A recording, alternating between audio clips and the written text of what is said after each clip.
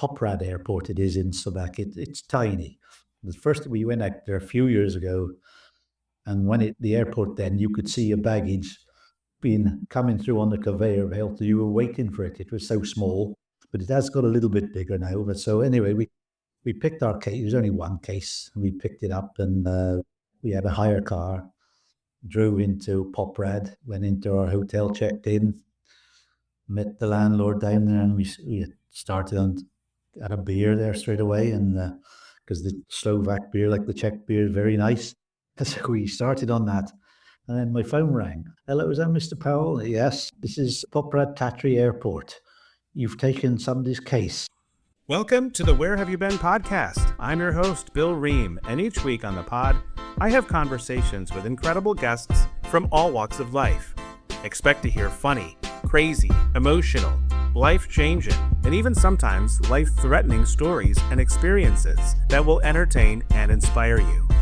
As always, I appreciate your likes, subscriptions, ratings, and reviews wherever you are listening. It doesn't sound like much, but it truly helps the pod get to the ears of more people who may enjoy it. And check out the website, whybpodcast.com, for links to the socials where you can find pictures from the guests and their stories, and also buy merch if you're so inclined. Now let's get to this week's episode. Thank you for being here. Welcome back in, of course, to another episode of the Where Have You Been podcast. I am, as always, your host, Bill Ream, and today, I've said this many times, I have a unique guest. And today I have, I guess, an avid listener as a guest today. This is my friend. I don't know if I advertised it enough, but if you would like to be a guest on the podcast, there is a link on the website that you can go to and reach out to me. And I'd love to have you as a guest, just as my keen traveler and Gardner that I have on the episode today. I have David as my guest today. David, welcome to the podcast. And if you would be so kind as to let our other listeners know, who are you? Hello, Bill. I'm David Powell. I'm from the UK. I live in a county called Herefordshire, which is right on the border with Wales. I am actually Welsh, but I live in a small market town called Kington. It's a beautiful area of the world. When I got to about 16, I was looking to go into banking or something like that. But my dad made the big mistake of giving me some summer work on his landscaping firm. And I thought this is the job for me. And I never looked at that. That's what I made a career out of it. I was self-employed for a good many years. And then we had a daughter who was born severely handicapped. And trouble with that. I'd been lodging away down in London and places. And it just didn't work in with having a daughter with many problems. So I decided to pack up my business and started working in private gardens and houses in the area. I've currently been working in one 15th century manor house in Powys. I've been looking after the gardens and woodlands there for the last 16 years. Oh my gosh. I mean, without you actually giving me any description whatsoever of what it looks like, just the fact that it's a 15th century, I mean, I can just imagine how beautiful it is. Yeah. How rewarding it is for you to, when you take something and keep it beautiful, to be able to look at your work and it's got to be gratifying.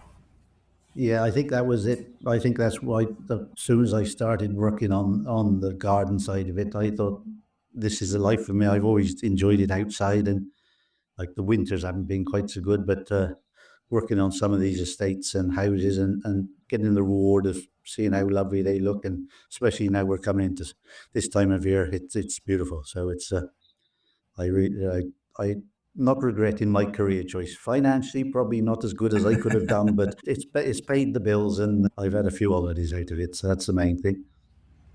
Excellent. So before we get into my questioning, I would like to let people know where they can find you. I know you said you just started an Instagram not too long ago. Yeah, well, I've had it a few years. It's on Instagram, and you'll find me David Powell, and it's at Nanty Groes, and it's ANANTYGRROES, Nanty Groes, which is a Welsh word for crossing of the brook, the river. Awesome. Yeah, and I'll make sure that I add that into the show notes as well. So if anyone has any questions for you or wants to reach out, maybe they're in your area and they want your You just services. yeah, come along and follow. It's you can see this local area because this is where I live. It's sort of undiscovered, really. It's sort of like a lot of people travel to the Cotswolds and all this, but this is more wild and this hill farming. It is a beautiful area which is sort of overlooked in the UK. Excellent. Well, let me ask you, because I know obviously, well, I don't know, I don't know, but I would have to assume that having a daughter with some handicaps must also handicap your traveling. But before we get to that part of it, when did travel become a thing for you? Was that also something that came from like your dad or your family? Did you grow up with travel, or how did that become a thing in your life? I think sort of I was thinking about this as sort of when I was probably about, I would imagine, 6 or 7 years old in primary school. I remember we had a little cartoon book in this school, and it was sort of pigs dressed in nationality clothing, and there was a Peruvian, and and they were all going to the Eiffel Tower and the Taj Mahal and places like that. And like there was something stuck in my head from that time, and I'd love to see those places one day. And so, like parents, we sort of at that time, like I'm 63 now. So when I was a youngster, we weren't traveling abroad anywhere. It was sort of local seaside places around here, and we had a trip to. I remember trip to Scotland. My dad borrowed a caravan off a friend, and so we set off. I think we got 5 miles and all the lights packed up on the caravan. So we had to go 2 days later. But that was our first long distance voyage up to Scotland. But no, otherwise, it was sort of the first trip abroad was when I was 10. We went to Belgium with the school. And that left a little impression. I just, instead of having tomato ketchup on their fries, there was mayonnaise, and I thought that was wonderful. That so it was little things like that and then sort of next step was probably I played soccer for the local county side, and we went over to a tournament in the Netherlands, and and again that sort of got my interest in it, and then eventually we started traveling abroad to things open up, and especially when Ryanair and EasyJet came on the scene, it opened up so many different regions to travel to at budget prices. Yeah. So do you actually remember like each little trip that you made sort of kind of kept reinforcing that feeling of, I think, yeah, yeah, I definitely was. There's something was built into every trip, and there's something I always remember from it. And I just, especially the first one, I think, I went with I met my wife, and we've been together for years now, and we went the first trip abroad she'd ever been on. We went to a long bus trip down to Austria, and mm, it was a really long way. It was by bus, but it was just things. It was the magic we got there. There was a party going on in Kitzbühel. It was, and there was a party going on there, and there was Umpa bands, and it was just left that impression on us, and it was fantastic. And so it's every step has just intrigued me more and more. and your wife also has a love of travel, which if that's true, that's wonderful. Yes, I'm very fortunate. She lets me do all the planning, and she's quite happy to tag along. I try to make arrangements to suit her, have a day of rest now and again, but then I'll drag her up a mountain somewhere or something. But I think we work quite well. I haven't let her down too often with the choice of hotel anyway. That's good. You're doing well. Awesome. Yeah, So let me that's the sort of the sorry, just the win. I just look forward to the winter nights sat here planning the next adventure. Yeah. And isn't that part of the actual trip is the planning part of it? I think that that's so exciting as well. Yeah, it is. It is. And since the internet has come in now, there's so much information available, and you're looking on your TripAdvisor sites, and you get a good idea of what is too touristy and what is just off the beaten track a bit, but not too much. And so and I've always tried to travel on a budget, but not really budget accommodation, but just respectable, tidy places, somewhere to put your head, and not break the bank really. Yeah, because really, I mean, the location matters, right? Depending on where you are and what you want to do. If Yeah, you want to be in a place that's walkable, you want to be located in a place that makes sense. But other than yeah. that, you're just really there to sleep. And so, yeah, I mean, it's nice when breakfast is included. One less thing to worry about. Yes, definitely. But yeah, I mean, I've never really, I don't want the place that I have to worry about someone breaking through the door at night, or someone going to crawl through my window. But at the same No, time, no, I don't need luxury. I don't need heated towel racks and bathrobes and all this other stuff, because I don't plan to spend very much time in the room. So no. As long as it's clean, warm, and there's somewhere nice to return to, that's all you want in it. that's it. So let's Yeah. let's go right into it. David Powell, let me ask you, where have you been? Well, I was thinking about this, and I in COVID, sort of, I think we were all the same. It was sort of stuck at home, and all your memories come back to you. And I think I'm going to start with the one that probably left the biggest impression on me was the trip we had around India. Was the Rajasthan district. That was There was something about that trip was just it job to explain, but it's sort of you see things on telly and it takes you straight back there. You see them traveling around India, and it just transports you back to that time. And usually I do a road trip, hire a car, and drive around these countries. But we found out that India was nowhere near suitable for that. So we booked an agency and a driver that took us around this area. So that was the start of a one. It was every 2 weeks. Probably not enough. It was a bit rushed, but we got so many memories from that break. So Yeah. so we flew into Delhi, and we got picked up at the airport there, and the drive in from Delhi into the hotel in town straight away. It was an assault on the senses, I would say. There were 5 lanes of traffic fitted into 3 lanes of road, and there's horns beeping, and it was madness. But the drivers seemed to know what they were doing, and there never seemed to be any bother. And then we got into the madness of Delhi itself. So we stopped the evening there, and I think we had a tour in the afternoon because we'd been there, and that they took us round up to the parliamentary buildings, and oh, it was fantastic to see all that. But next morning, we had a new driver came and picked us up, and it took us up to Agra. Then we had the drive up there. I think it's probably about 2 or 3 hours from Delhi up to Agra, and of course, this is where the Taj Mahal is based. But we'd arrived late afternoon, so the driver took us round to the back end, and there's you could see the Taj from the back side of it, opposite the river, and that was stunning. And then also there's a what they call the mini Taj Mahal. So we started walking around there, and anyway, it is again a wonderful building. And then I looked across. I said to my wife Jane, I said, "That's Sarah over there." And now she used to be my boss's wife. And she said, "It No can't way. be. It can't be." So I didn't like to say anything because I hadn't seen her for probably 10 years. So eventually I said, "I'm going to go and ask." And I heard her talking. I said, "That is her. I can hear her."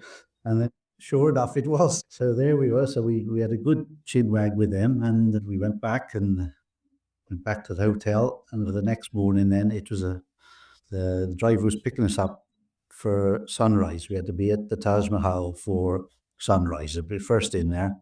And if I remember rightly, I think it was a queue for men and a queue for women. I could be wrong, but I seem to remember Jane in one queue and I was in another one.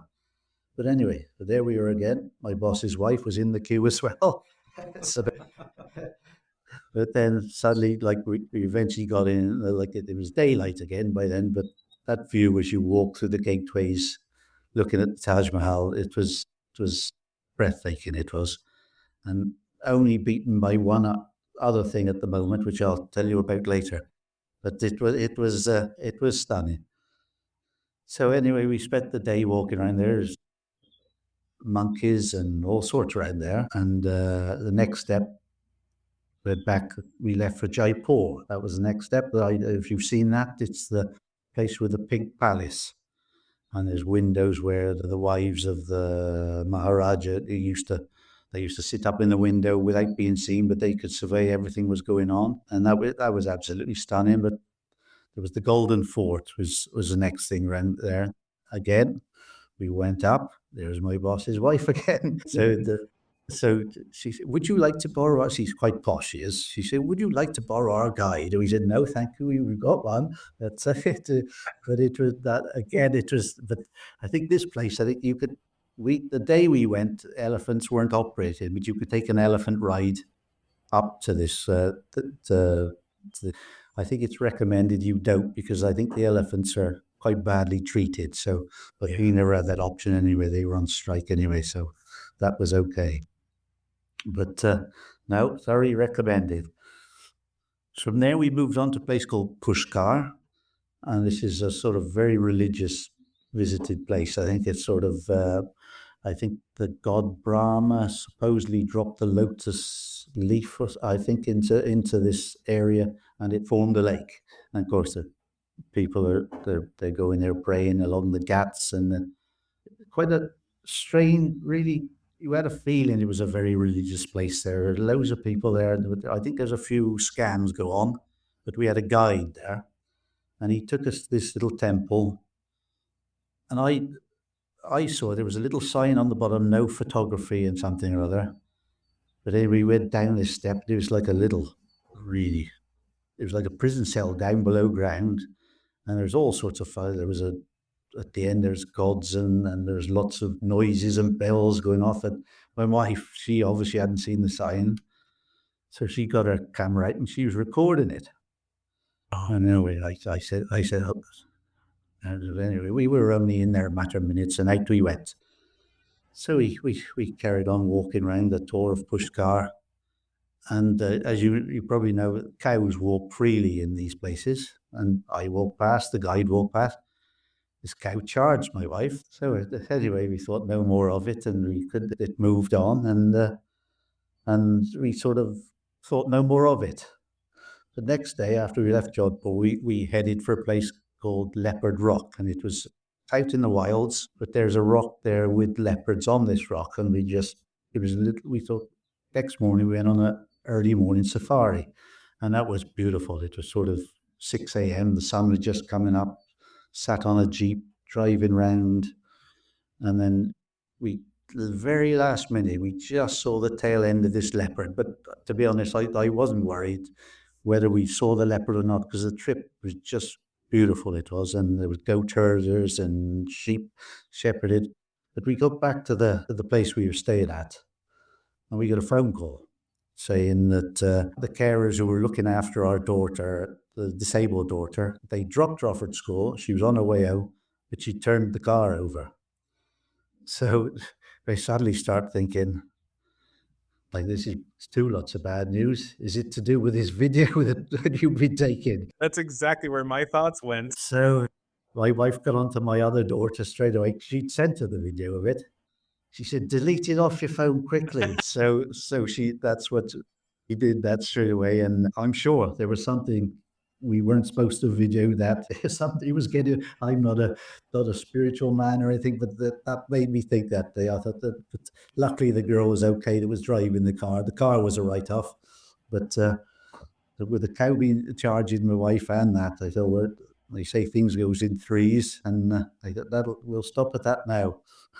That's that was the next lot. But anyway, from there we went on to a place called Udaipur, and that is where James Bond, one of the James Bond films, was made. There on a little island out in India. I think it was a Roger Moore one, but that was beautiful. There was a big lake there, and we did a cookery course. That was really interesting. We went to see a local woman. She showed us how to cook curries, and that was good. But we sort of walked around, and it was just one of those magic things again. We just walked around the corner, and there was probably, I imagine probably about 100, 150 teenagers, all in a big, massive circle with sticks, and just the boys were dancing around the outside of the girls and hitting sticks. It was more like a mating ritual or a dance, but it was fantastic. And everybody was so much enjoying it so much. So just something unexpected that you suddenly sprung on, and it was just fantastic to see it. Yeah, and they weren't putting on a show for people. That's just what they No, were doing. no, it was just there, and we just sat and watched that for ages, and it was just totally one. The thing with traveling, I don't know if you find, it's just the totally unexpected things are probably the best. Some of you plan these things, and it's wonderful, but things that crop up like this are just amazing to see. Yeah, absolutely. So from Udaipur, then we moved on to a place called Jaisalmer, which is right out in the desert. And I thought it'd be wonderful to you could sleep in the desert in a tented camp or something rather. And it wasn't quite as romantic as it sounded. It was lovely. There was an evening, and our driver picked up some goat meat on the way, and he was determined he was going to cook us a meal. So he cooked it, and it was one. He did a lovely job. He cooked us this meal, and it was entertainment. And I thought I'll lie out on the bed tonight and just see the stars in the desert. And anyway, it got a bit chilly, and it was lovely seeing the stars. But I went back in the tent, and then I think for the next 3 hours, all you could hear was dogs at the outside of the tent.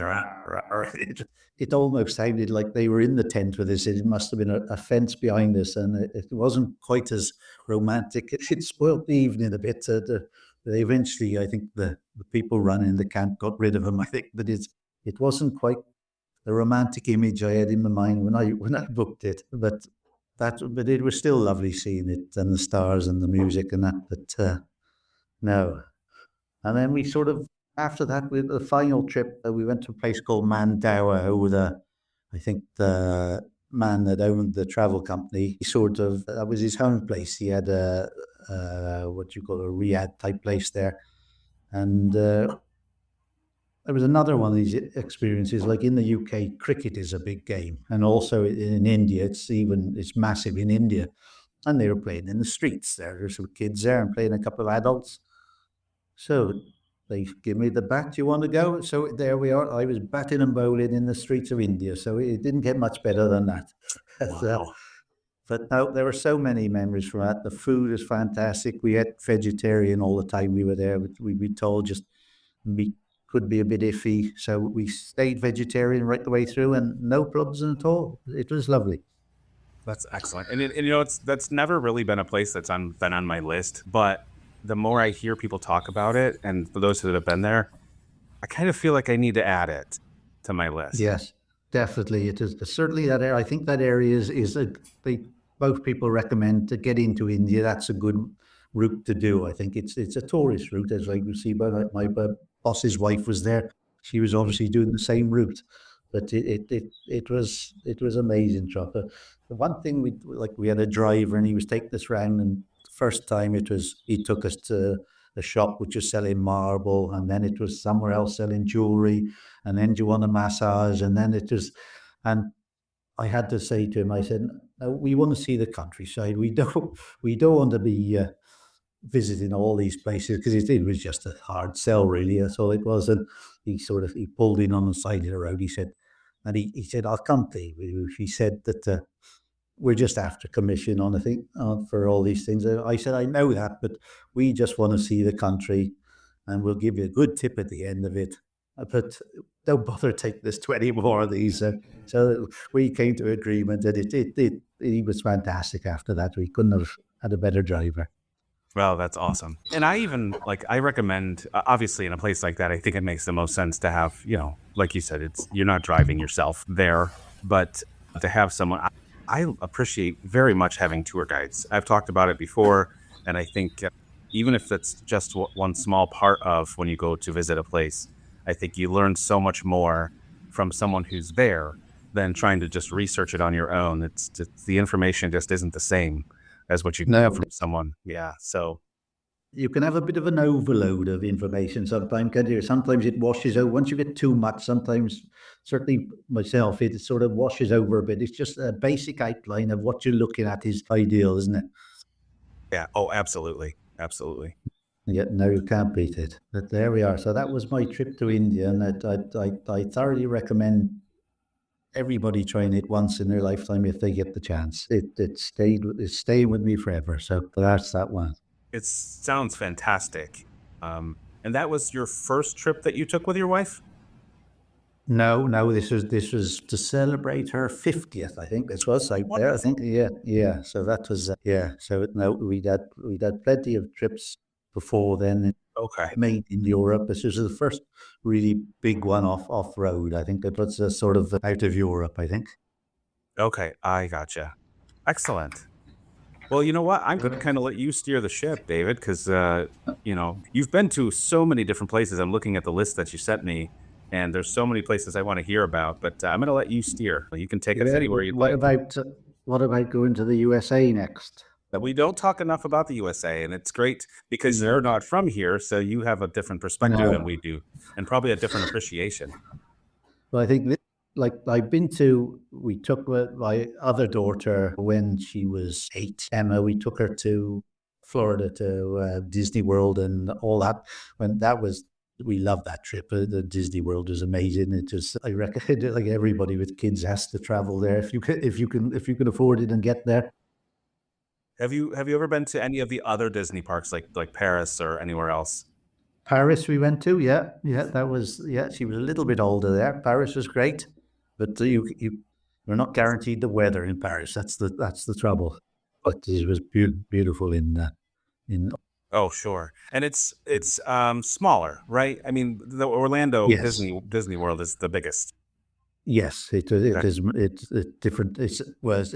Paris was great, but Orlando's on another scale really, and added to Universal and all that we visited as well in that same trip. It was amazing. Yeah, my daughter, she's a classical trained singer and she's a teaching singing. And that's where she found her love of singing there in the karaoke in Kissimmee. I think it was karaoke. She was a little, say 8 or 9 year old, and got up in the foyer. This little voice belted out, and from then on, the love of singing was adopted. So that always holds memories. Do you remember, were you surprised when you heard her singing? Oh, amazed. Yeah. We picked a Madonna CD we picked up at the airport, and we played it in the hire car as we were driving round, and she learnt the words, and then karaoke came up, and I saw there was a Madonna song on there, and she got up and sang like a prayer, I think it was. And oh, it was amazing. And since then, she hadn't looked back at it. So it was a good. It's always a memory of Florida and that. Anyway, but, Oh, it's fantastic. although I must say, I got up, and they say all Welsh people could sing, but I'm probably a little bit of the exception to the rule. Oh, as long as you have fun with it, that's all that matters, right? Yeah, but we also went to New York. Me and the wife, we went there. That I think the wife enjoyed it more than I did. Jane, she loved New York. I didn't. I enjoyed it, but not as much as she did. I think it's. But we went to there. We went to see the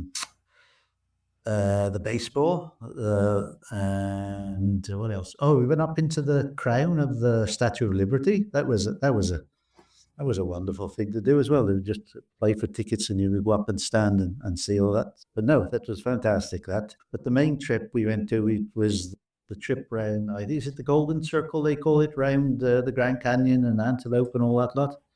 I, oh, the Golden. I think it's a Grand Circle. I think. I'm gonna take your word for it. I've never been to the Grand Canyon. Have you not? Well, we flew into Vegas, and that would like sort of, and they advised they were jet lagged to try and go through it. So we stayed up. We got into Vegas, and we rolled into bed sort of Vegas time, probably very early, about 11 o'clock. But it was early hours for us, our bodies anyway. And so next morning we took the hire car and we drove down to the Grand Canyon. Was the first stop actually, and all the way down there, the weather wasn't very good as we were driving up towards the Grand Canyon. It was quite stormy, thunder, lightning, and we was at the entrance gate, and it was still tipping it down with rain. But anyway, we entered, and just there's quite a drive from the entrance to the main car park of the South Rim, and it cleared up, and then gradually the clouds lifted and the blue sky, and we pulled into the car park, and then obviously, like all the way there, it's just pine trees. You wouldn't know what was there at all. And we walked from the car park, and you could see where the edge of the rim probably was, and there was a path around there. And I think I said about the Taj Mahal, But that view as I looked over into the Grand Canyon was, I've never seen anything before or since to match that. Suddenly looking down into that vast area down below you, it was amazing. I think I looked at my wife, and there was a tear in her eye. I must say, I had a job to hold it back. It was amazing. It was all it dreamed of. And isn't it so, like, it's in your mind, I'm sure the memory is so vivid, and it's so hard to convey that through words. And It when you was. see something like that that's so impactful, it's one of the Yeah. things that I wish there was a way to do that for people. No, But yeah, it's just I amazing. don't. I'm not sure what it was. Whether it was because you look across and there was nothing there. You couldn't tell there was anything down below you, or it was just the colors, or just how far down it was into the bottom, or it was just, it was breathtaking, and that's all I can say. It was the most amazing thing I've ever seen. And how fortunate that, I don't know if this was before or after the India trip, but her luck had turned around, Jane's. So the sun Yeah. came out, and you got to see it in its real beauty. That's awesome. Yes, it was amazing. Well, although the place we stopped in, I think it was one of the lodges right on the rim. That left a lot to be desired. It was more like a hostel. It was not a very good place at all. But again, like we said, it was somewhere to put our heads. And so anyway, we got in, and we had the meal, but we got up very early next morning, caught the little shuttle bus out to one of the walks down into the canyon, and we walked, I would imagine, just over halfway down into the canyon at the Zuwa Point, I think it is. I don't know if you've seen the signpost. It's called Uwa Point, and you sort of, it is amazing. You can actually see the river in the bottom then from there. And we walked a little bit further past, and then thought, it's a long way back up. This better do now. So we got back up, and then it was still only probably early afternoon, and we thought, we'll take the shuttle bus now, and we'll go out to the other end of the canyon and to the other viewpoints. Well, the weather certainly changed then. We saw a couple of the great views, but just as you could see the weather was coming in, all of a sudden there was thunder and lightning, and I think they must have sounded a horn or something or other. But it was, everybody was evacuated, and you all had to get on the buses, get back down to the hotels. That was probably the end of our Grand Canyon trip. But what a trip it was! But we'd seen it in all weathers and all conditions, and I'll never forget that. Did you end up spending any more time in Vegas, just out of curiosity? Yeah, we did at the very end. We did have I'll come back to right at the end. We had a couple of nights to finish up with. What were your thoughts? What were your thoughts of Vegas? I wouldn't rush back, but I was glad to see it. One thing I don't know if have you been there?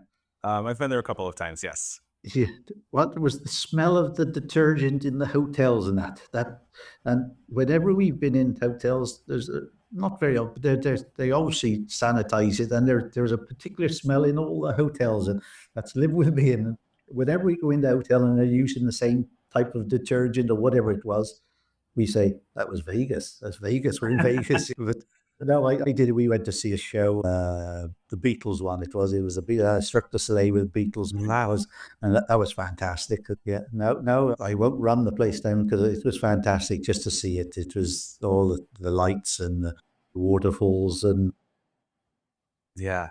It's definitely not for everyone. I no, find that I enjoy it, but I haven't been there in many, many years, and I don't know, as I'm getting older, if I would enjoy it as much as I did then. But no. it's a fun, maybe long weekend, and that's it. It is, yeah. No, no, we've been there and we've seen it, and we enjoyed it. So that was the main thing. But anyway, but for moving on for the Grand Canyon, we went down to Page, and we stopped the evening. And there's Antelope Canyon. That's like slop canyons with beautiful colors, and you could walk right through them.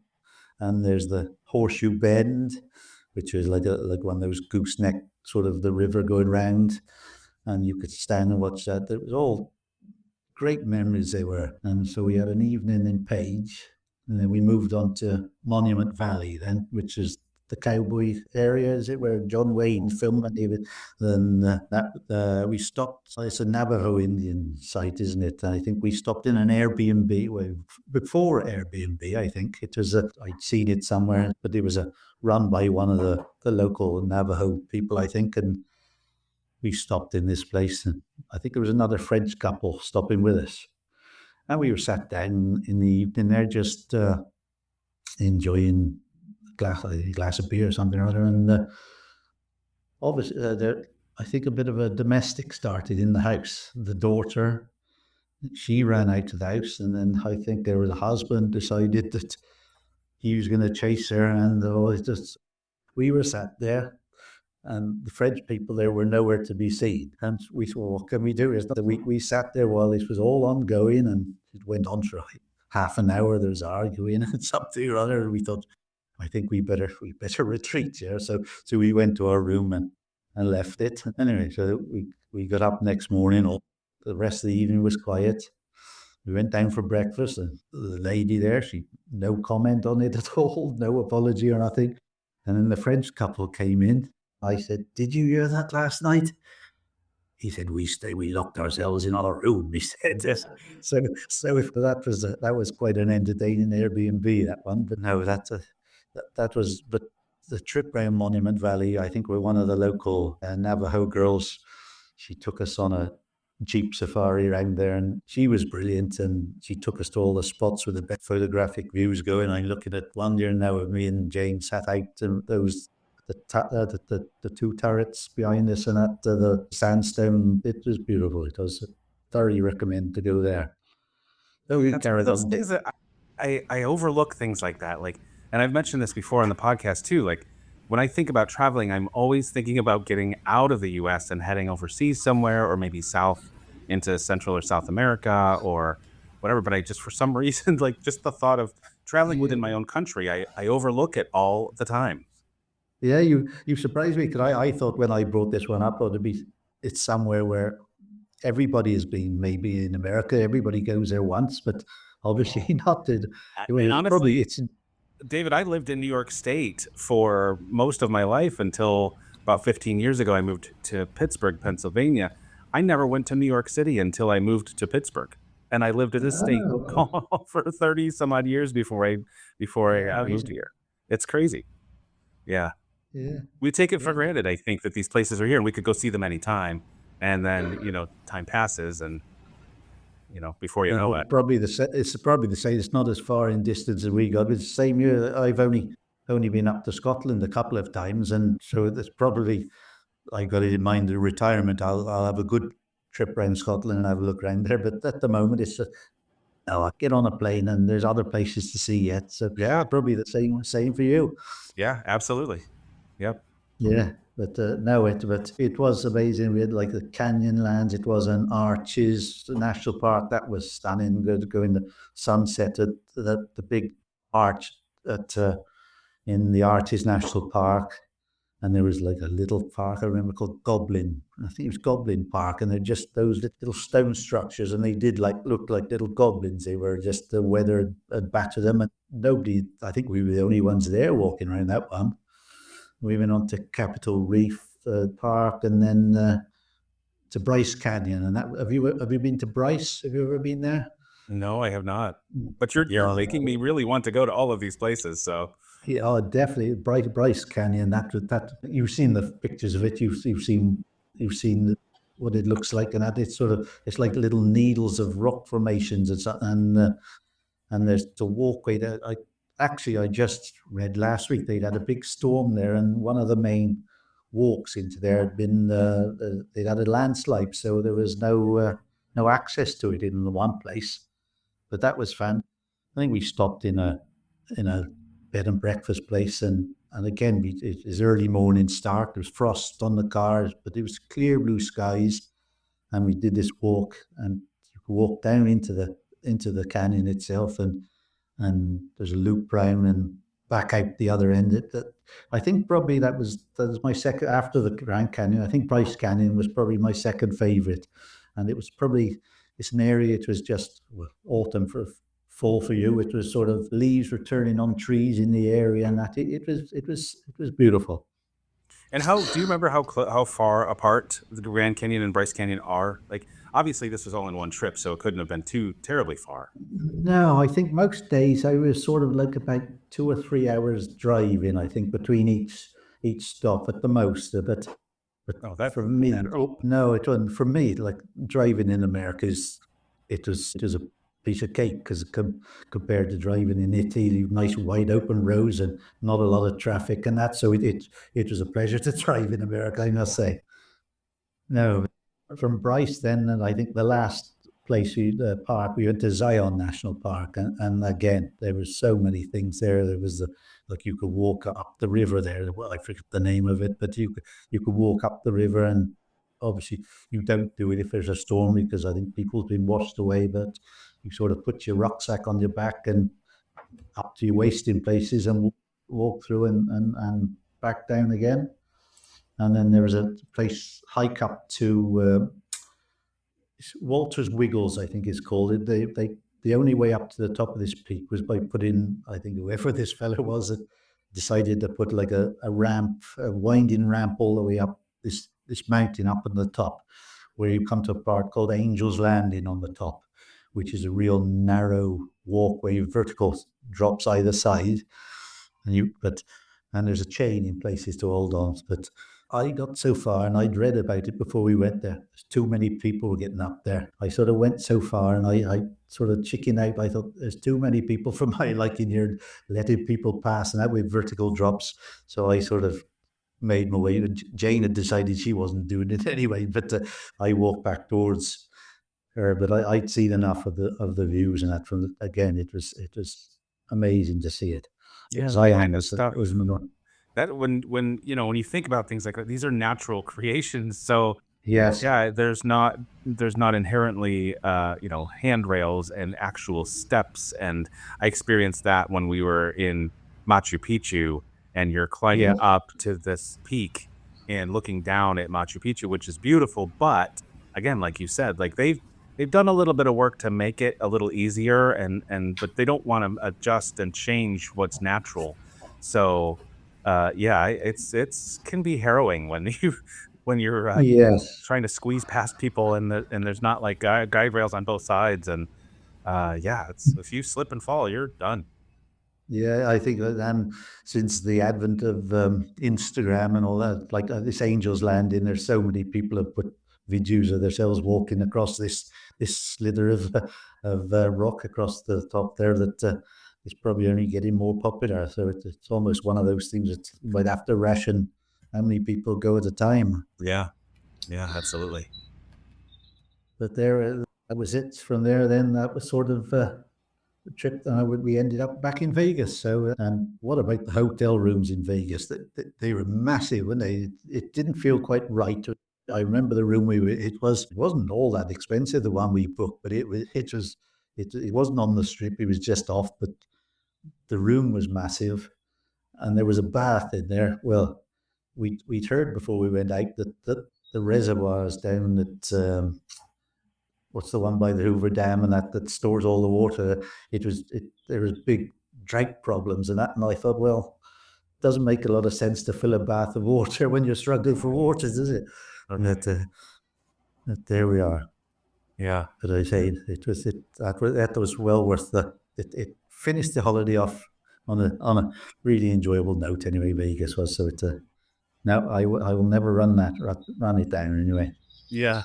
So from what I'm hearing, if you go to Vegas again, it'll be a gateway to get you to somewhere else, not necessarily. I think so. Yeah, like sort of probably because I did see look California and through Death Valley to California. That looked a good route from Vegas. Perhaps that might be one for the future. If I don't, I'm always looking for somewhere new. No, but it really enjoyable. I recommend you have a look at doing that one yourself because it was amazing to see it all.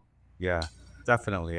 Again, and my list has grown so much, especially since I started doing this podcast. But I guess I just got to get busy. But Yeah, yeah, so yeah, it sounds like you at least enjoyed your time in the U.S., which is great. I mean, overall, and yeah. The next place you have on your list that you sent to me, and I'm not, I don't mean to assume this, but I feel like if you're drawing from your memories, Italy was one of maybe your favorite places as well to go. You've been all over in Italy. Oh, Italy! It's probably number one destination to go to regularly because uh, it's probably like beach wise and things like that. It isn't the greatest compared to Greece and all, but it's just the towns and the inland areas and that. And I've listened to a few podcasts and like Rome and Venice are just you can't deny it. Everybody's got to go to there at least once if they get the chance. Yeah, and it's, you know, you hear places get hyped a lot, and it's like these are the cliche places. Like this is, you know, ho hum, but no, I mean honestly, that you must. They live up Yes. to every Yeah. expectation and exceed. Yeah, like where do we go? February. The out of season is ideal for these places. Like last year, we went out to Rome because we went to watch the rugby union. And we got there. Wales were playing in Italy in Rome, so we went to watch the rugby. Me and Jane did. So we went out there, and it was a great trip. It was. The weather wasn't all that good, but it was sort of. We did a couple of different things. So like just anybody is a venturing out to Rome, you can the Colosseum this time. If you book it the right, have a look on the website. You can like where everybody goes in, it's packed, but you can.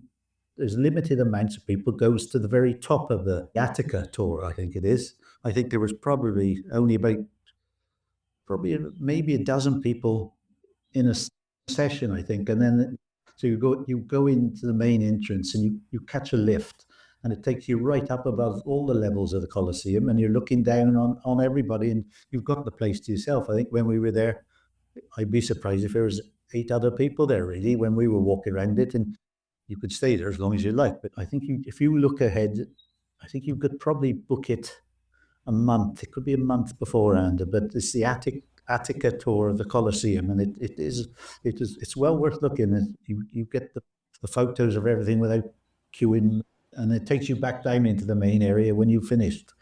And that was one thing I'd recommend.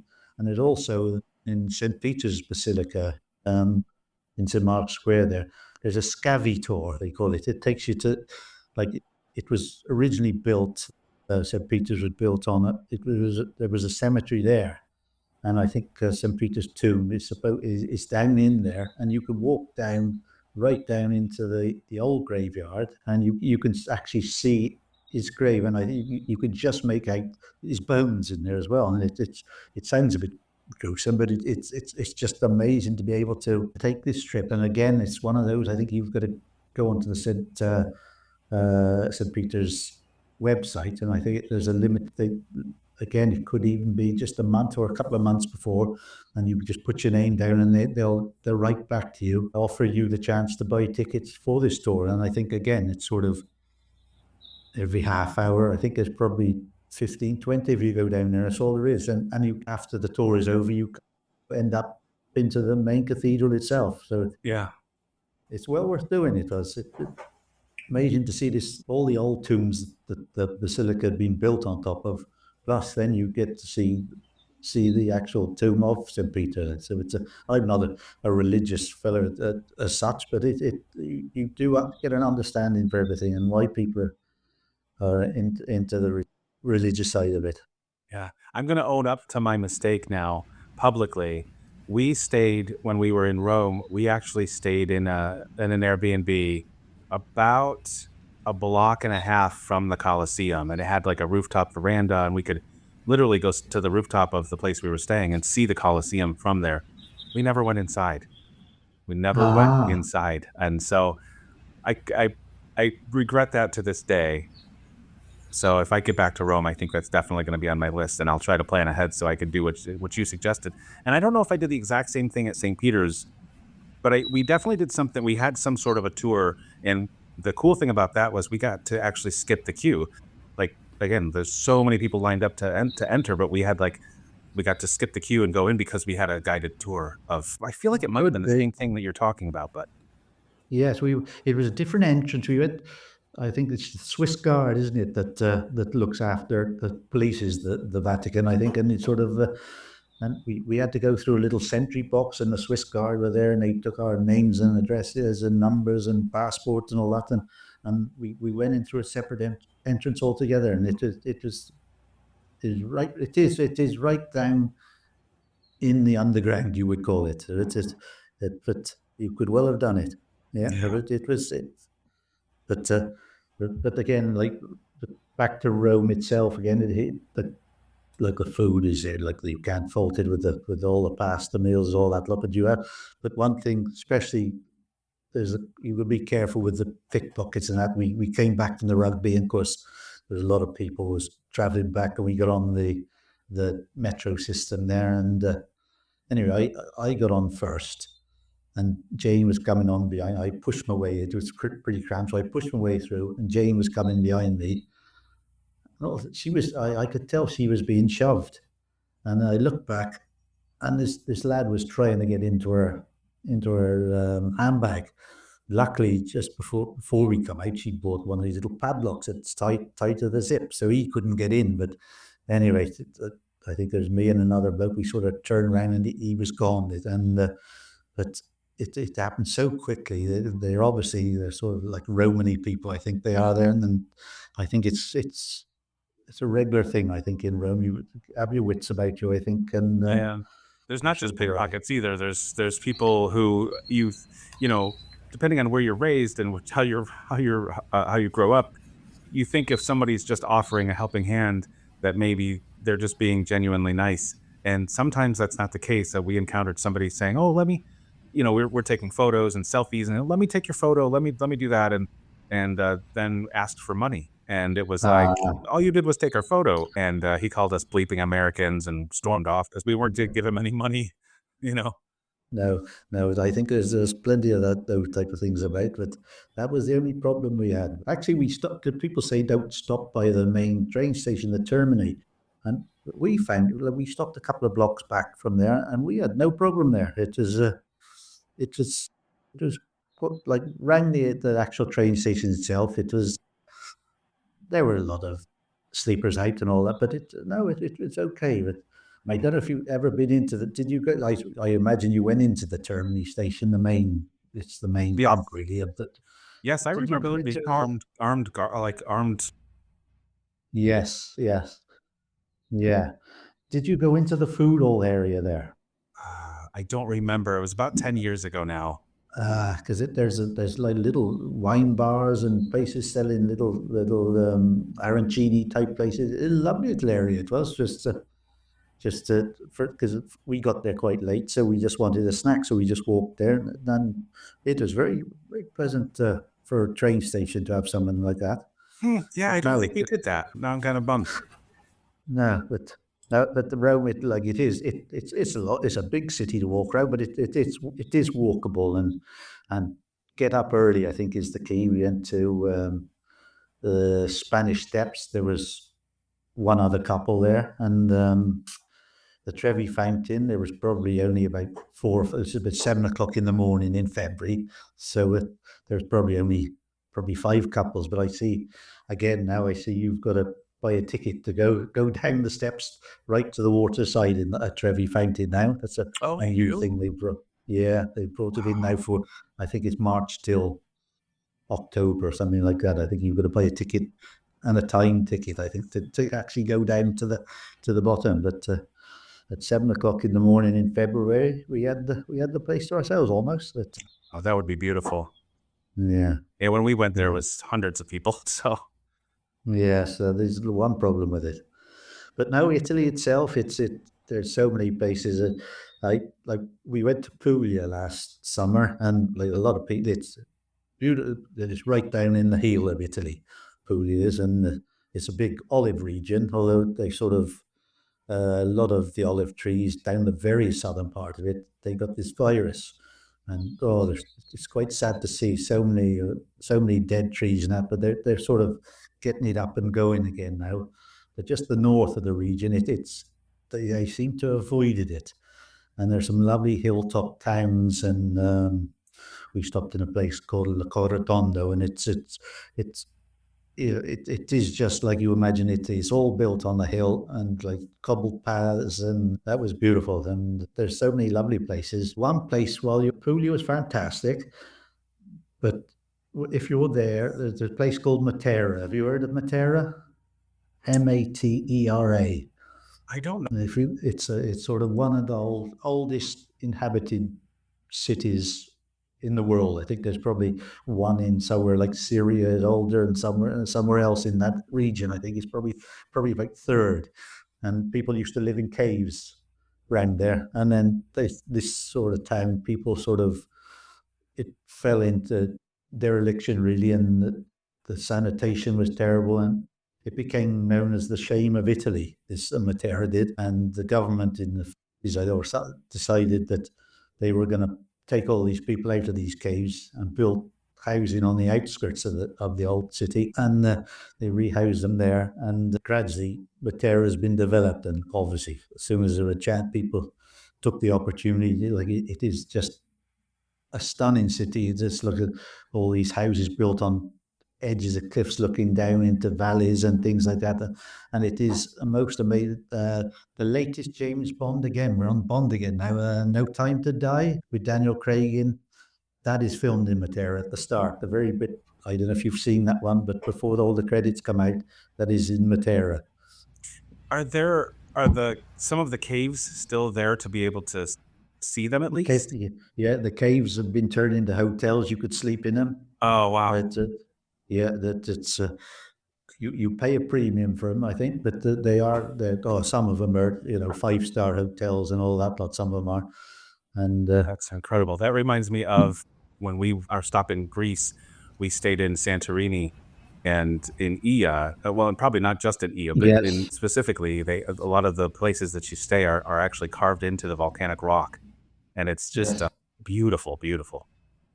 yes. I we did stop it. We went, just changing the subject. We went to Santorini as well. We did the same, but like we had a couple of nights in looking out over the caldera and then the volcano, but we budgeted quite well.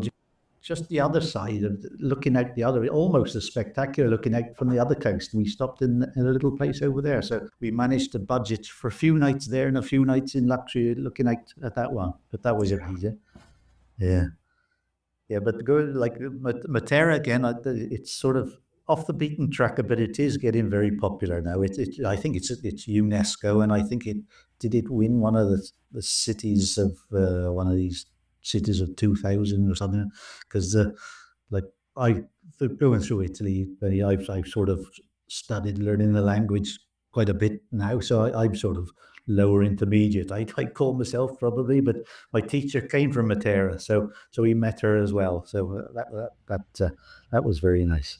Oh, that's excellent. I keep saying I Mm. need to learn Spanish because I keep getting drawn to these different Spanish speaking countries, and Yes. I don't know a lick. And I've started trying to learn the language, and I just don't have the attention span I find. But I'm going to keep trying. Mm.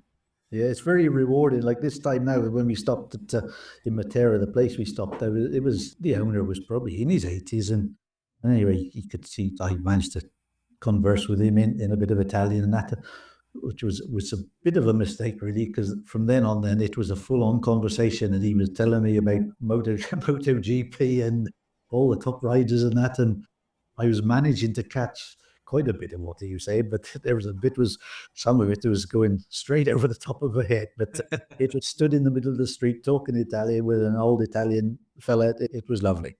Oh, I'm sure. But I would certainly recommend people put that on their list is Matera. If you can get down there, but it's certainly not undiscovered now, but it's well worth a visit. Yeah, and probably do it soon before it gets even more popular, right? Yes, yeah, I think so. Yeah, and where else would be like obviously Tuscany and all that. Like that's quite getting quite commercialized. The drive-in was sort of there was a lot of wasn't easy to get around because it was quite busy with traffic. There's a nice area called Calabria down at the very on the sort of toe part of Italy, and that's a lovely area there. Sort of it goes. You could take. We drove there. There's a place called Tropea. That was very beautiful. Like there's a little like church built up on a cliff and a beautiful beach.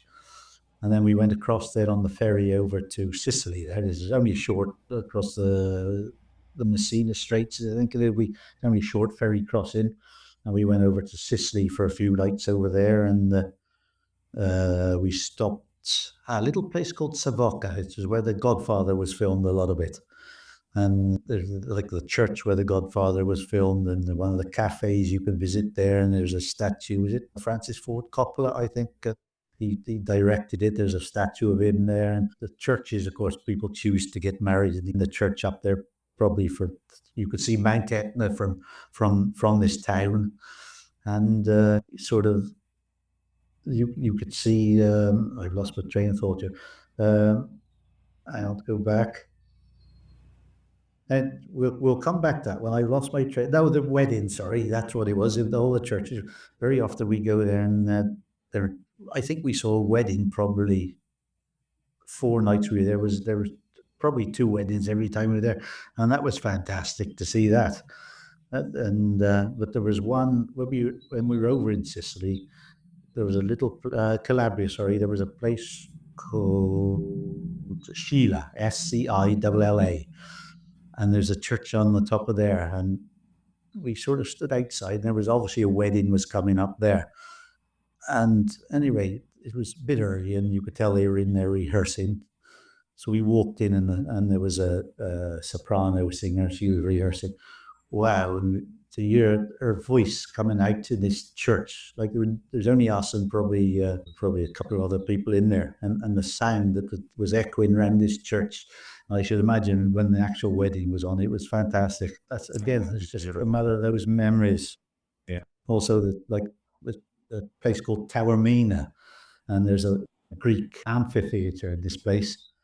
And we went to watch opera one night, and you sat there in your shirt sleeves watching opera, and you looked over the back, and there was Mount Etna in the distance. Again, it's just one of those wonderful memories. It's got to be surreal, like.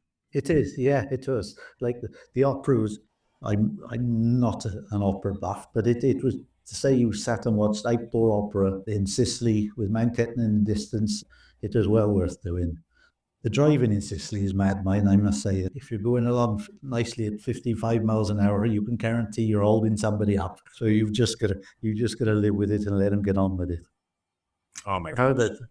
Also, the Dolomites, that's a beautiful region up there. There's some great hikes in that area, the Tre Cime and Lago di Bryce.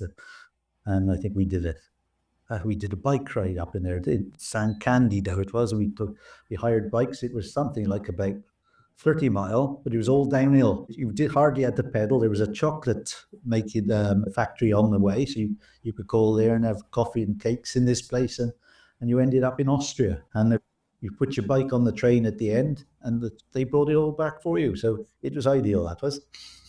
That's awesome. That's it's 44 kilometers. So what's that? Yeah, it's just over 30 miles, isn't it? That's what I'd say. Yeah. So it is. So Italy to Austria, and the city in Austria, Lienz, I think it was. Very pretty as well. There's Umpa bands parading through there. So no, that was very good. But no, Italy and Venice, I would always go back to Venice, but go out to season if you can and walk away from the centre, because you can't get lost. You'll end up back in the square sometime or other. Right. Now it's the little bakery bars, I think, that does the little cicchettis, I think, with the little bruschetta with tomatoes and things like that on, and little bars with a glass of wine. No, fantastic. Absolutely. I second that. People say it smells in summer, but we've been in summer and never noticed it at all. So no, we were there in mid-June, and we didn't have any. I didn't notice anything. No. So maybe they've cleaned it up or whatever. I don't know. Somehow could well be. Yeah. But yeah. I wanted to touch on, because and just kind of looking at the clock, I can't believe it's been over an hour already. But a couple of places you've been to that we don't talk about very much. And not to stop you from Italy, but you've been to Germany. We don't really talk about Berlin. And you've also been to, where else in Germany? Bavaria. Bavaria. Yeah, we did a driving route through Bavaria. Berlin, that was probably it's probably as soon as the budget flights came in. So it's a few years ago now. Berlin was, but that was a good mix of new and modern. That was like you could see like bits of the wall is still there, and yeah, what else did we see there? There was there fascinating little places. Of course, there's the Holocaust Memorial that was quite moving. Like there's little I think there's well, they made a stone. There was monuments in a little area, but and it was right by where Hitler's bunker was, which has been built over now. Where they got where he got killed. I think it was sort of there's houses being built on there now, but this memorial has been built right by where this bunker was. Really, it's sort of as a up you type thing, I suppose. Really, isn't it? But no, at Berlin, and there's a fantastic now. Then is it Oh, the Bundestag, that's the parliament there. That that was a really enjoyable little. I think we were only there 3 nights, but there's so much to see. You can go up the tower and get great views of the city. But the memory has faded a little bit of that one. Now it seems quite a long time ago. But Bavaria was out. That was only last year, and that was a really enjoyable trip. We flew into Munich. I had the car, drove up to a place called Rothenburg ob der Tauber. That was lovely. And have you ever seen the film Chitty Chitty Bang Bang? Oh my God, if I did, it's been many years. It's sort of it's a kids Yeah. every Boxing Day it's played over here. It's probably my childhood favorite film. It was, and a lot of it was set there as well. So we visited the places where this was filmed, and but Rothenburg itself, again, there was opera in the square that night. So sat out there watching a bit of opera, singing with a glass of wine, and there's some lovely little hikes around the town. And then you've got it's called the Romantic Road then, and you could drive down through Bavaria, down the Romantic Road through loads of little towns that you could call in, and they all got walls around them and walkways built onto these walls. And we ended up in a place called Fusen, which is at the bottom end of the Romantic Road. And the Chitty Bang Bang Castle is there. The Neuschwanstein, have you seen that one? King Ludwig was the mad Kaiser, I suppose he was. He built this fairy tale castle in which they say that the Disney castle was modelled on, really. Oh, wow. That's up on the hill. It's Neuschwanstein. So we borrowed that. We cycled out there and took a bus ride out there, and you could swim in. There's lakes around it as well, so we swam in the lakes, and really, really enjoyable. It was only a week we were there for, but the scenery, certainly down the bottom end of it, like you're sort of right on the border with Austria there. So, and there's some really good hikes. You can go up on cable cars up into the mountains, and there's hikes around a few of the lakes there. But a really enjoyable week that was. No, I like Germany. I like the German food, the sausages and the sauerkraut. I was into all that. So that was that. That's awesome. Yeah, we don't really.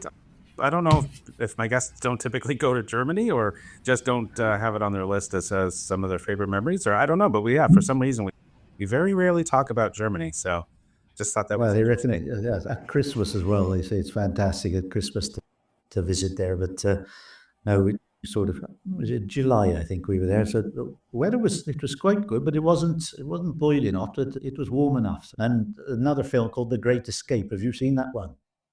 I believe I have seen The Great Escape. Yeah. Yeah, Steve McQueen was in that one. A lot of that was filmed where he tries to jump the fence on his motorbike and he crashes into it. If you remember that, but he doesn't manage to jump. They're tunneling, and that was filmed. This was all in this area. I think it was filmed in the town of Fussen. A lot of it was filmed where a lot of the prisoners were caught and things like that. So again, it's just another of my favourite films, which in the UK are always played on Boxing Day. Chitty Bang Bang and Great Escape are filmed every year. They're shown, and so it was a little bit of an addition to the trip as well, seeing some film sites. Well, listen, we have covered a lot, and there are still so many places that you've been that we haven't even touched on yet. In the interest of time, I'm going to put you on the spot and just say, listen, of all of the places left on your list, which again, there are a ton of them, I need to become a gardener, I think, so that I can do the amount of travel that you do. Where are some of the favorite memories and stories? Maybe something like the funniest thing that's happened on a trip, or anything that stands out from any of the other places that you've been that we have not even touched on yet.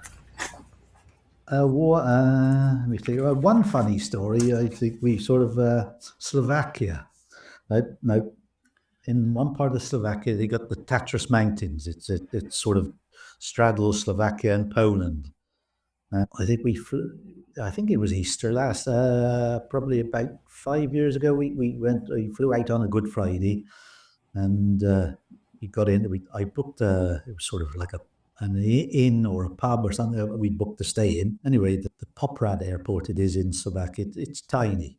The first we went out there a few years ago, and when the airport, then you could see your baggage being coming through on the conveyor belt. You were waiting for it. It was so small, but it has got a little bit bigger now. But so anyway, we picked our case. There's only one case, and we picked it up, and we had a hire car. Drove into Poprad, went into our hotel, checked in, met the landlord down there, and we started on at a beer there straight away, and because the Slovak beer, like the Czech beer, is very nice. And so we started on that, and then my phone rang. Hello, is that Mr. Powell? Yes, this is Poprad Tatry Airport. You've taken somebody's case. Oh So no. I said, oh no. So I went up, and it was a case very similar to ours, but it wasn't our case. So, I had a beer then, so I thought, well, I can't drive back now. So anyway, the landlord got us a taxi. So back to the airport he went, and into the airport. Now the Slovak people, particularly the elder people, they're not the most happy people. They're quite solemn. The younger people are different, but the older people. So there was some older family sat there. There was no way was I going to get much of a smile out of those returns in the luggage.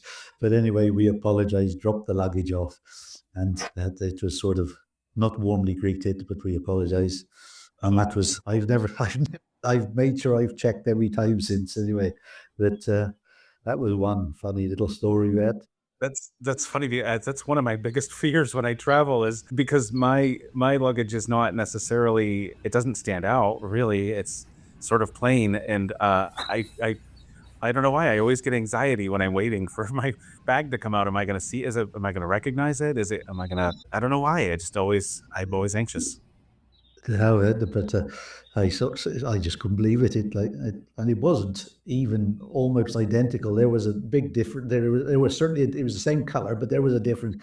Right, he was obviously tired and never checked. But no, but there's been some funny things. I like we went to Lisbon one time, and we set off very early in the morning. It was sort of I probably we left home at 3 in the morning, so it had been a long day, and we went out for a drink, and we sat in this bar then, and Jane, she was looking on her Facebook in the one bar, and her best mate from school, she put a Facebook thing on that she was on a cruise and she was in Lisbon. So that was it. It was straight onto Facebook. We'll meet you down in the square. So all of a sudden, then we her best mate from school, who she hadn't seen for a good few years, was down in. We ended up having quite a boozy evening. So being tired and walking home with a bit of a stagger on, I slept well that night anyway. It's funny how So small the world is. oh, it was but it was nice to catch up. But he said, oh, Sally's in Lisbon. So I said, well, we'll meet her then, anyway. So there we are. But That's that's that was great. that was enough. But it's funny how little things like that crop up. But there's I've got a couple more. Athens. We went to Athens. We did there was a strike on there when we got there. We was going to do a tour of Athens and then drive around the Peloponnese and on a route round there. And so we sort of met the owner of the Airbnb, and he said, "Were you planning on going into the city tomorrow?" We said, "Yes." He said, "Well, I'm afraid there's a strike tomorrow morning." So he said, "But I could take you in. I go into work at 6 in the morning. If you're happy to go in at 6, I'll take you in." So he said, "Well, yeah, we wanted to see it." So there we were driving in.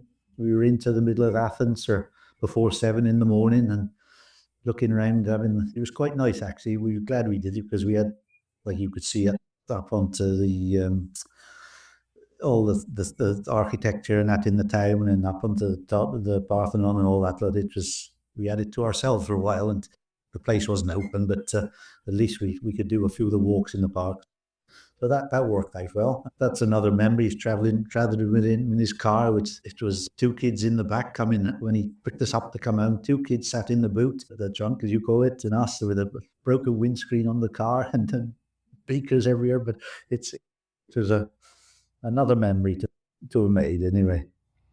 Yeah, that's awesome. And Athens is another place that if you enjoy the history of a place, obviously, I mean, that's an incredible place to visit. Yes, yeah, and sort of that there was a great drive out the island that connects to Athens on the mainland, really the Peloponnese area. That's well worth a drive round as well. That was a fantastic drive round there, and northern Greece as well. There's an area up the top. I don't know if you've seen the monasteries up there, Meteora. No, I've only been to Athens and Santorini, but I plan to go back to Greece. There's so many different places I still want to get to. Yeah, yeah. Get a car and like it was easy driving around there as well. But like that again, James Bond's a theme here. One of the James Bond films is filmed up on the. I think this was a Roger Moore one again. Sort of, it was like a monastery up on top of a mountain, and there's 6 monasteries being built on tops of rocks, and they were impossible to get to, and some have had ramps built into them, and that was a stunning area to visit as well. So, but no, Greece again. But now there's so many places, and there's so many more to see. Yeah, absolutely. Now, do you seek out places that films were filmed in, or does it just sort of happen? So there's many places. Then Probably the Meteoro on the monasteries there. I remember because his Bond film was probably from the 70s or early 80s anyway. And I remember seeing that and saying, what a stunning place that looks. And I've always seen it. And sort of, we did the Peloponnese the year before. And then I thought, well, we could go to the north. That place in the Bond film is up there. Should we go and see that? So that was definitely one. But the others, that was just Matera, and that was just coincidence, really.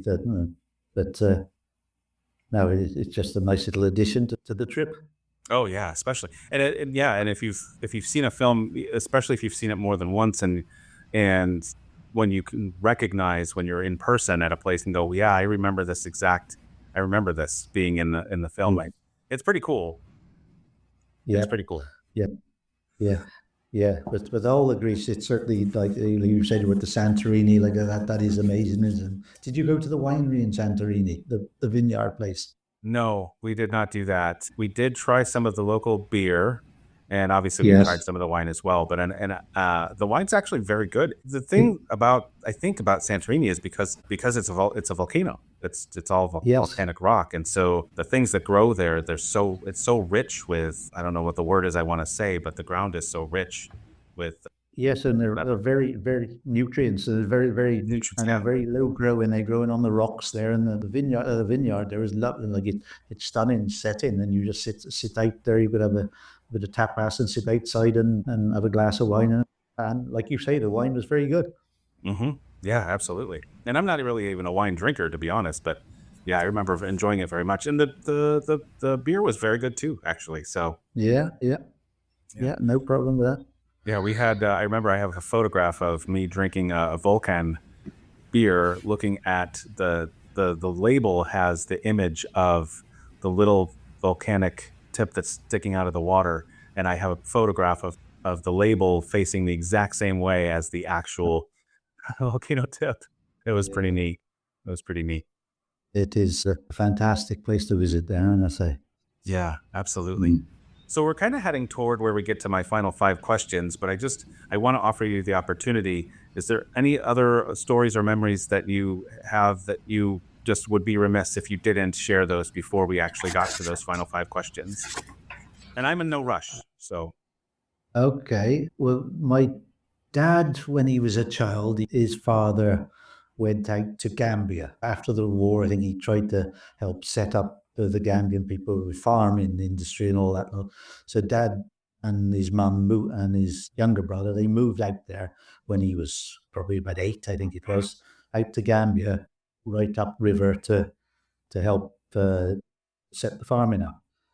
And he's always told us stories about this. And so probably he's still going now. He's 90 next week, but he was nearly 80 then. So me and my sister, we both said, well, should we all go out there and just take you back to where you used to be? And he liked the sound of that. So the three of us, we went out to the Gambia because I'd used up.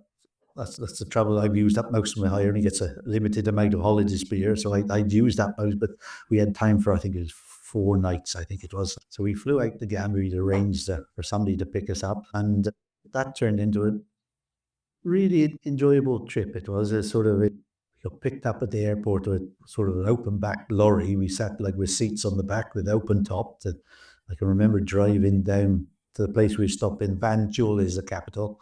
We drove into a little place there to stay the night, and all of a sudden we were sat on the back of this truck, and he swung over the side of this dual carriageway, the lorry driver did, and pulled in.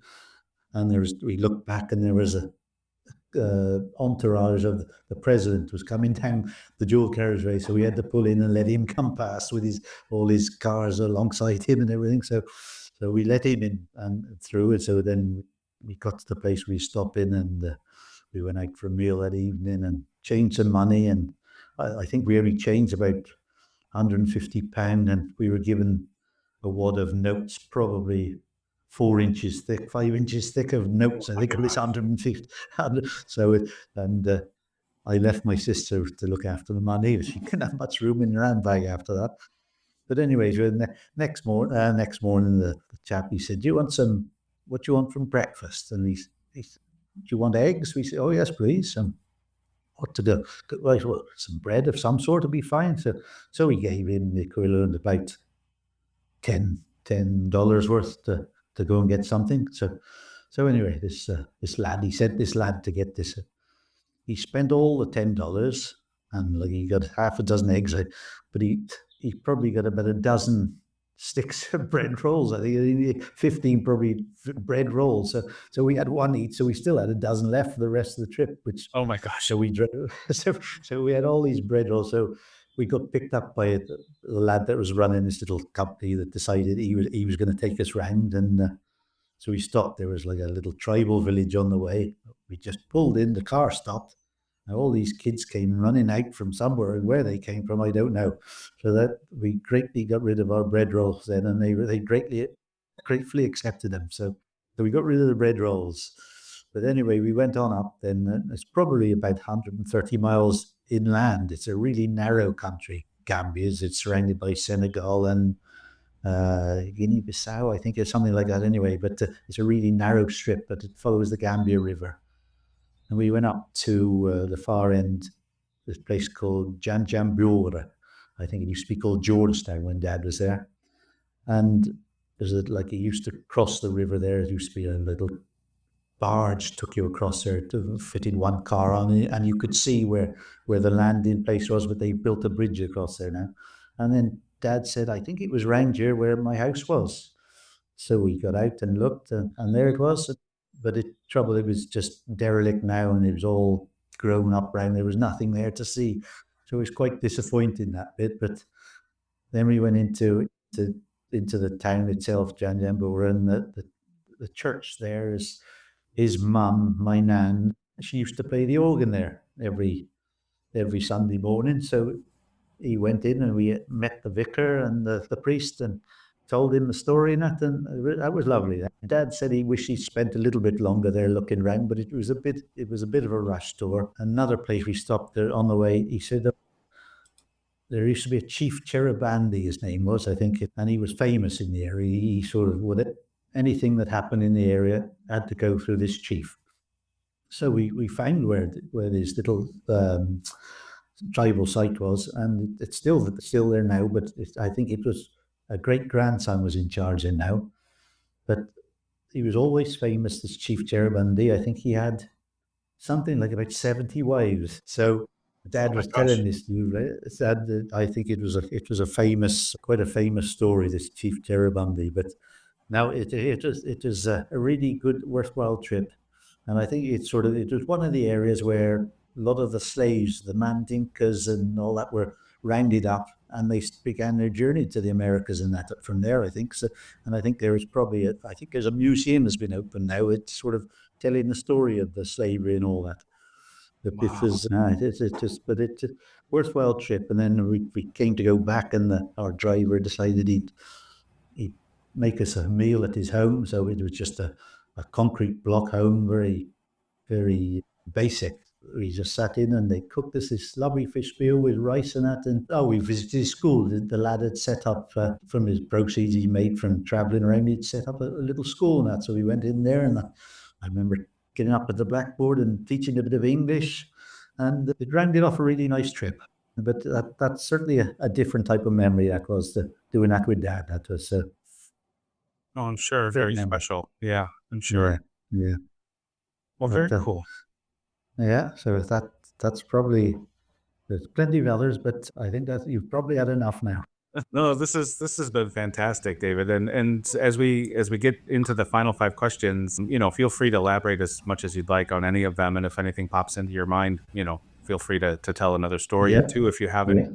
So, all right, well, let's jump right in. And unlike most of my guests, you know these, so you're probably prepared. But so, question number one, and I always say it, I phrase it carefully. Of all of the places in the world that you've ever been, what has been your one or two favorite meal experiences that you've ever had outside of your own, where you were staying, outside of your home?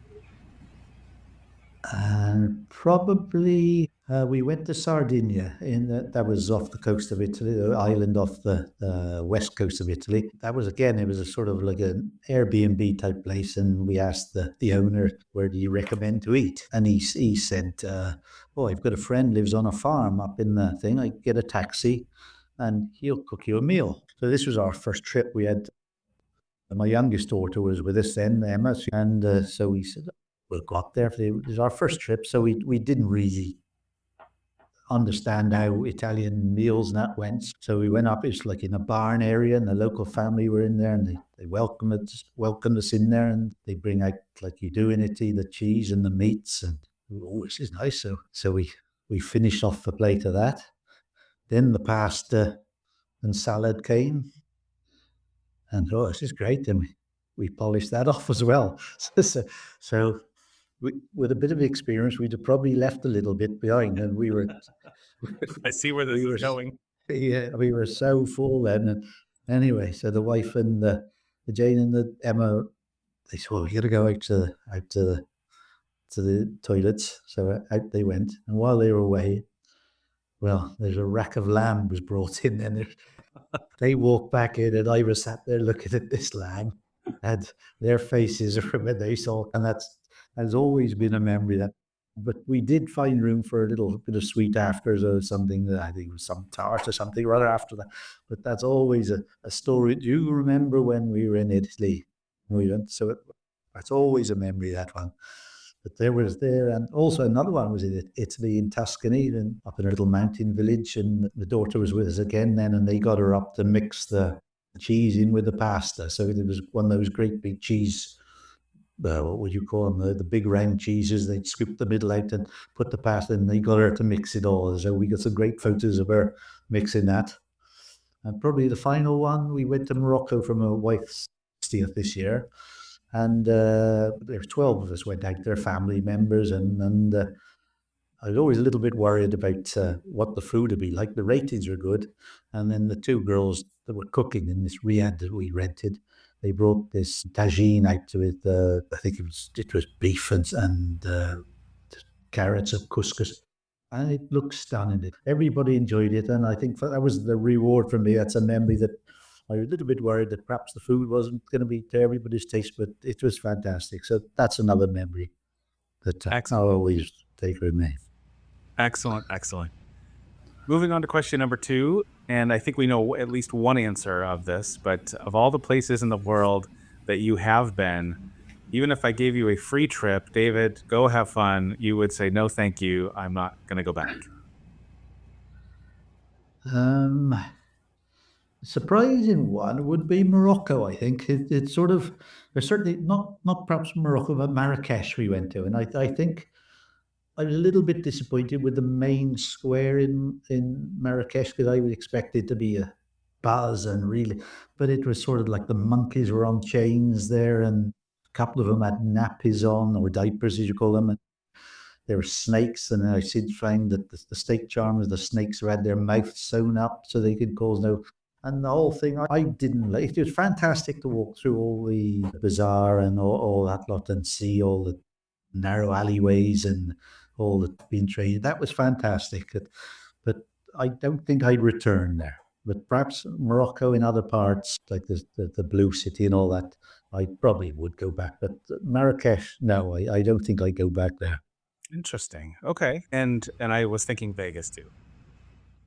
Vegas, but Vegas, if it's as a means to getting somewhere else, I definitely Right. would. Right. Okay, so flipping that around, and if you've listened to my more recent episodes, you'll know that I've added a little caveat to this. If so, of all the places in the world that you have been, if you only had a couple of trips left in you for some reason or another, what would be the one or two places that you absolutely must go back to? To go back to probably, I think it is one or other of Rome or Venice, and probably Rome. I'll say Venice because Rome, I'll probably be going to watch a rugby again next year, I expect. But Venice, definitely going to see Venice again because it is. I think Venice is probably the number one city for me. I think in the world, there's something about it that's Rome is a close second, but I would definitely want to go back there once more. Yeah, and I feel you there 100%. Absolutely, I need to go back to Venice. Yeah, no, there's something about it, and all the boats floating around there. It is. Now, I definitely like to go back there. Yeah. Mm-hmm. Yeah, I'll meet you there. So, Yeah. Okay. all right. And question number 4, moving right along, actually. So, of all the places in the world that you have never been, again, if you only have one or two trips left in you for some reason, what would be those one or two places that you absolutely must get to? Well, I haven't been to South America yet. I listened to your podcast. Peru is definitely in the Machu Picchu is definitely on the list. Chile and probably well, there's something about Rio. I wouldn't mind flying in and seeing Rio, but whether it's I could combine it with Buenos Aires or something like that. But definitely South America and Peru, I think, is definitely on there. And also, what? No, there's a few. Albania is the one that's come to mind lately. It's a growing bit, and it's easier to get to. So Albania is another place that I definitely would like to try and visit. And What is it about Albania that makes you want I to think go? it hasn't been spoiled yet, but it is coming. There's some lovely old towns. I think that some of the beaches there are fantastic, and there's some in the north of the region. There's some great hiking as well. So it's got quite a good little mix of, and obviously it's good value for money there at the moment as well. So it might be that will be sooner than later maybe. But there's there, and sort of Romania is another place that it looks very interesting in Transylvania, that sort of area, which I haven't visited. Sort of Thailand, all the places like that. I've not been out there yet. So Well, now you're going crazy, David. You've named like 4. I gave you 2. and the trouble is, we're running out of years as well, and I know. so, but never mind. We'll try. I'll try my best to get as many as I can. Yeah, that's all we can do, right? Yeah, that's right. But Oh, no, Machu Picchu was definitely like you said about it, and that I could definitely get to work that one in sometime. yeah. It's well worth it. It's very beautiful. So, yeah, if you end up going, let me know. Let me know what your thoughts are. Yeah, yeah. And the final question is, I say this every time. It's an easy one because you know what the answer is if there is one. So, David, where are you going? What's already in the plans? Maybe this year, next year. Well, we're going to Porto in July, just for a few nights, a short break there. I think 4 or 5 nights there to Porto, which we love Lisbon and Portugal's like the island of we've been there to the island of Madeira. Have you seen anything about that? That's a beautiful island out in the Atlantic, just off Africa, really. That's Portuguese, and Lisbon. So it's just another. I certainly like the Portuguese way, and the people of Portugal seem very nice. Porto looks a really interesting place to visit especially with all the vineyards and thing. And I love a glass of port anyway, so that'll be a nice little trip. And then in September, I'm not too optimistic at the moment, but we booked a trip to Jordan, and that I think everything's gone a bit nuts. So I'm going to give it till June, and probably it might be we have to cancel it by about June if things haven't backed up in the region, I think. But it's looking quite doubtful at the moment. Our foreign office has advised us not to travel there, so it's probably it's not going to be going ahead. But I hold out hope that the orange man in your country sorts things out to be and settles down a bit. Yeah, we'll see what happens with bated breath, I guess. Yes. And if that doesn't work out for you, will you try to schedule something different to still get away? Yeah, I think that I said to you about Albania, and I think it's probably that could be one that could be factored in. I think it could be quite easy to set that one up. I think it's only from the UK. It's only about 3-hour flight, so it'll be okay to get that one there, or again off Portugal, the Azores Islands. They look lovely as well. I've looked into those, so that might be a chance to get out there and see those. But we'll definitely do something anyway. But yeah, I don't know, George. You had a lad on one of your podcasts a few weeks back, didn't you?